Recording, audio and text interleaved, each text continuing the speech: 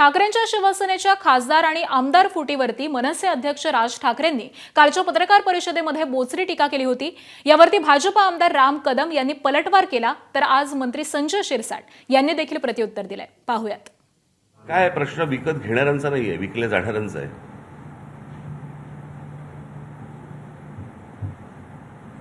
हो की नाही? आता देह विक्रीला जर समजा हे तयारच असतील तर गिराईक आहेतच। आणखी 14 आमदारांनी ते घाणेरडं चालू आहे मुळात। हे कुठच्या प्रकारचं राजकारण सुरू आहे आणि हे मला असं वाटतं यामध्ये लोकांमध्ये जर समजा तुम्ही जाताच, पत्रकार म्हणून जाताच, लोकांमध्ये संताप आहे या गोष्टींचा। विशेष अधिकाराचं हनन करणारा आहे, या विधानावर हक्कभंग प्रस्ताव होऊ शकतो। आता ठीक आहे,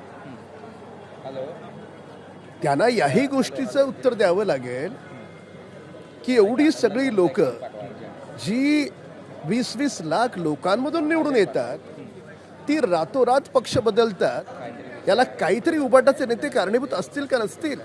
मला सांगा, जे माननीय शिंदे साहेबांसोबत जे 40 लोक गेले होते 2021ला, ते सगळेच्या सगळे परत निवडून आले का नाही आले? आले सगळे निवडून। याचा अर्थ लोकांच्याही मनात तेच होतं। तर त्याच्यामुळे आता पण जे खासदार आलेत किंवा बाकीचे जे लोक आलेत, त्यातला एकाचा फेलियरचं रेट दाखवा ना। बघा, राज ठाकरे साहेबांनी काल जे काही वक्तव्य केलं, मला वाटतं कशाच्या आधारावर केलं काही कळायला मार्ग नाही। म्हणजे तुमच्या पक्षात असेल तर तो वाघ, इतर पक्षात जर गेला तो ती वेश्या, अशा पद्धतीचं वक्तव्य करणं हे अत्यंत चुकीचं। म्हणजे तुमच्याकडे होते त्या टायमाला सांभाळलं का? आणि हा बेसिक प्रश्न आहे। आणि इतरांकडे गेलं तर गिराईक त्यांना जास्त असतात, ते विकायला निघालेत म्हणून गिराईक त्यांना मिळतात।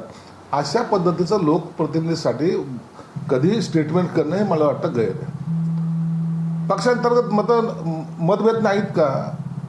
तुम्हाला बोलायचा अधिकार नाही का? तुमचं सर्व निपूटपणे सहनच केलं पाहिजे असं काही ठरलेलं आहे का? ॲग्रीमेंट आहेत का? एबीपी माझा, उघडा डोळे बघा नीट।